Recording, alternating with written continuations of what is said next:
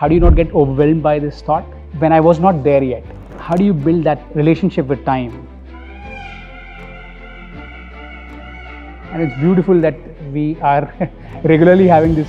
Our subjective experience is rhythms and flow. Like in Indian ancient wisdom, we say Mahakala, and nest yourself into that wave.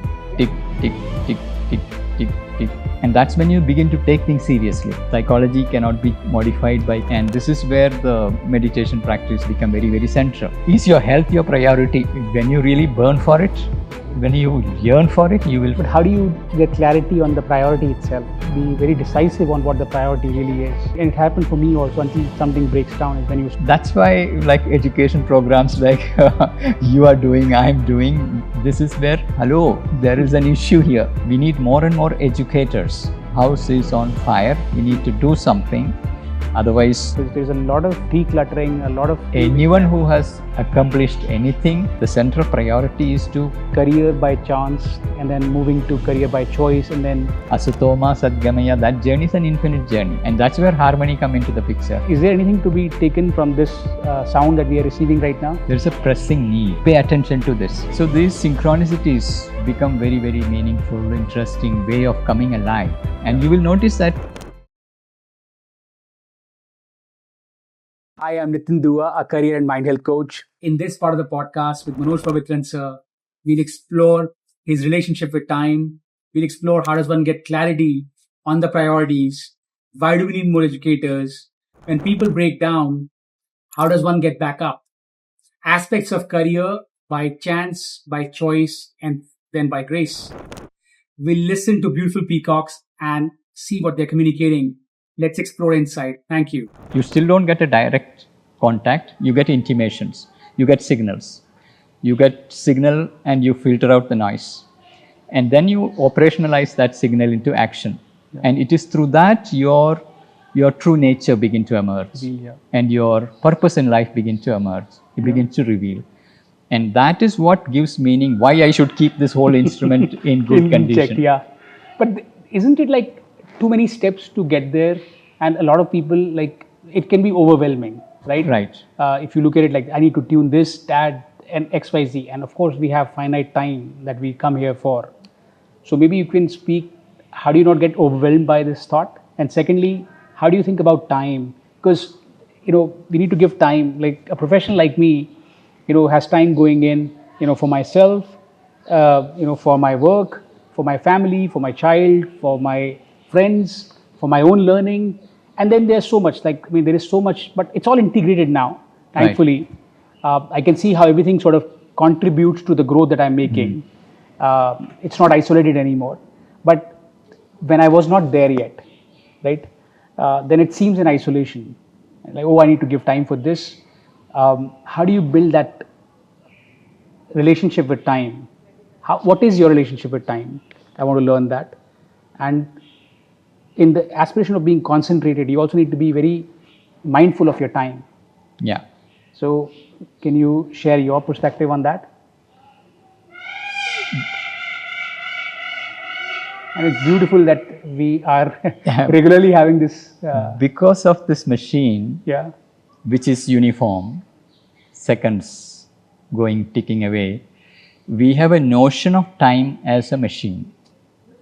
Okay. A uniform machine without any texture. It's absolutely uniform speed. Can you uniform velocity. Can you repeat like that again? Tick, tick, tick, tick, tick, tick, tick. It is steady. Our notion of time is something absolutely steady, moving like a machine. But our subjective experience is rhythms and flow. There is a flow of energy and it has its rhythm. And even the most material side, day and night and months, weeks and months and year, that too is not a rigid machine. There is a lot of flux in it, but we average it out into a precise machine. Okay. And we try to fit into that machine, making ourselves into a machine.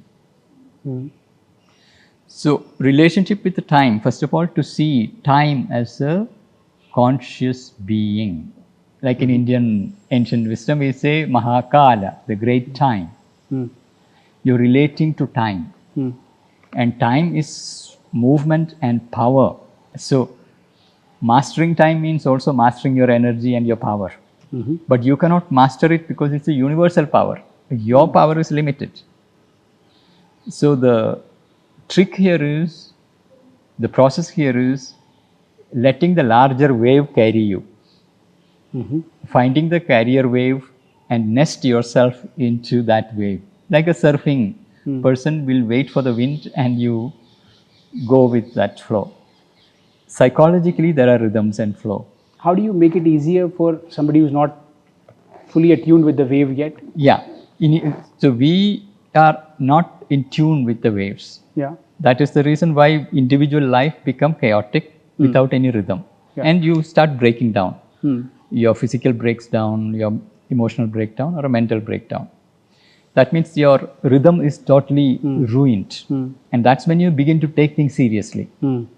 Whether it is healthcare, emotional care, whatever it is. Then, though initially your attempt is to fix it by chemistry, by restoring the chemical factory back to harmony, but chemical factory by itself, it doesn't change it. Psychology cannot be modified by chemistry. Yeah. Only it can numb some parts and adjust a little bit. It has to come from inside. So there comes the inner quest, and this is where the meditation practices and inner transformational practices become very, very central. And what nourishes the heart, what brings clarity to the mind. So your daily routine, everyone has 24 hours. Yeah. Now, is your health your priority? Is your well-being your priority or money your priority? If your well-being, your family's well-being, children's well-being, world's well-being, if that is a priority, then definitely you will find time. Yes. You cannot find time if it is not your priority. When you really burn for it, when you yearn for it, you will find time. There is never a shortage of time. It is an excuse that we say it's not my priority. I have other priorities because I have a confused level of understanding. So bringing clarity, the right knowledge, is the starting point for putting in the right practice. But how do you get clarity on the priority itself? What is priority for you? Because it could be confusing, like you said. Yeah. Because family is a priority. My own work is a priority. Being available to others, contributing, giving is a priority. Yeah. Money to run the life is a priority. How do you then not get confused and still be very decisive on what the priority really is? Yeah, it's like knowing what is the foundation. Roof is my priority, a non-leaking roof. Yeah. But without a foundation, I cannot have a roof. Right? So knowing what is the foundation, what is layers on the top. Yeah. If you have a foundation that is breaking down and you have prioritized fixing the roof, it is not going to work. But for a lot of people, and it happened for me also, until something breaks down is when you start to take notice. Exactly. But how do you then, shift the focus on not letting it to the extent to break down and sort of intervene early and change the priorities? That's why, like education programs like you are doing, I'm doing, this is where we are reaching out to people and trying to, hello, there is an issue here. Yeah. No. And ideally, schools start early in the school itself. Yeah. Then this is a lifelong education. So every age group would require. Yeah. We need more and more educators to reach out proactively and say, look, house is on fire. We need to do something. Otherwise, breakdown is only going to accelerate. So there are people looking for.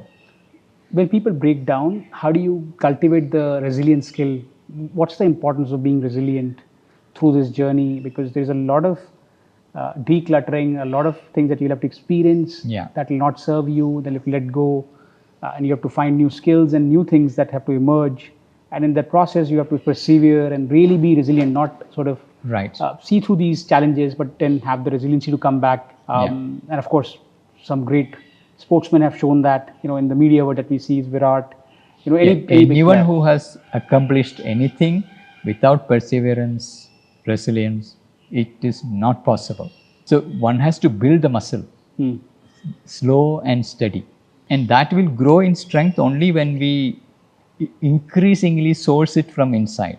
Because there is something inside you that is deathless, resilient, and not give until you find the thing. Yeah. You keep searching and until you find it, won't right? let you sleep.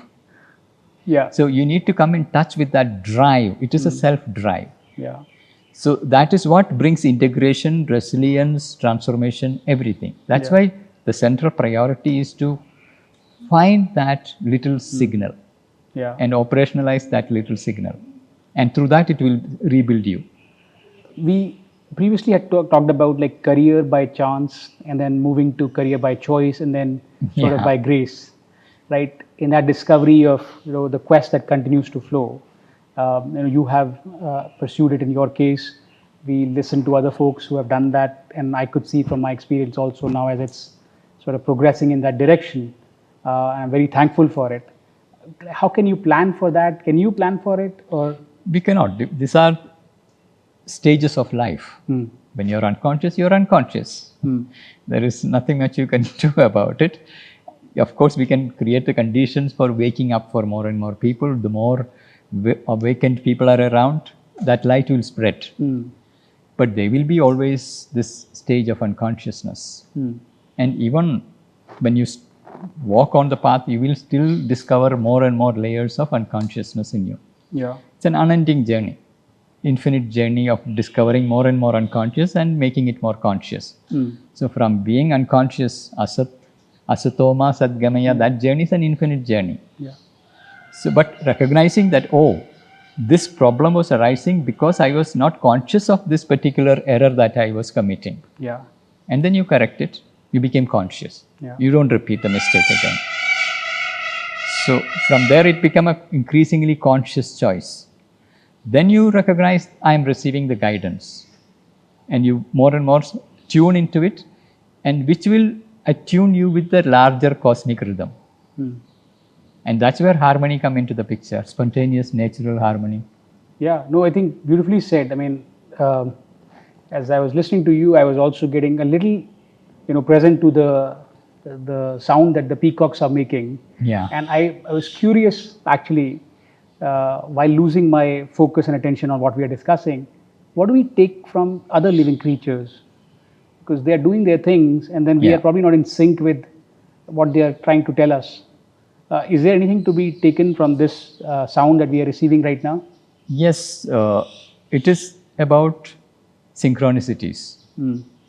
And this cannot be understood through a mental structure and plan. If this happens, means this.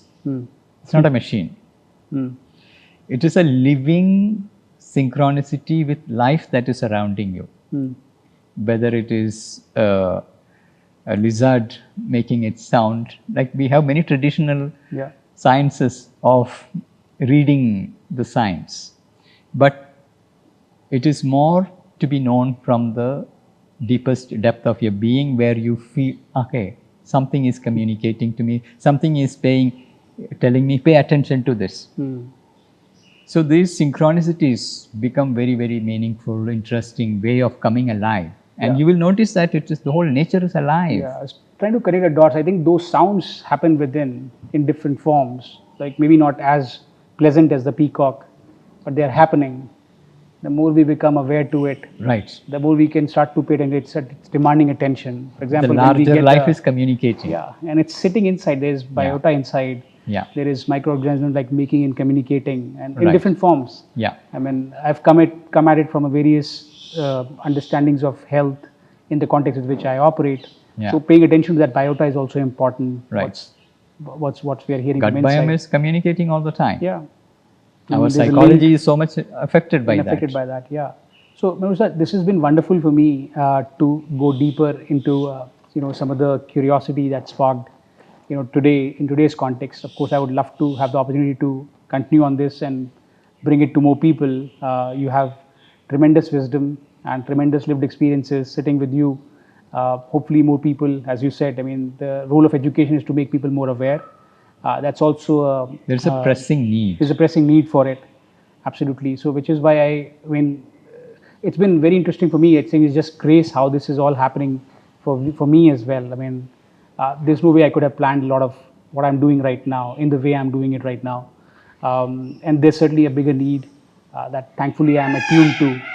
And I have people like yourself in my life that I can go to and quench my curiosity, and you can share your perspective on life and some of these discussions. But is there anything else that you feel in terms of education that we need to communicate right now that we didn't cover in this last several minutes of conversation we had today?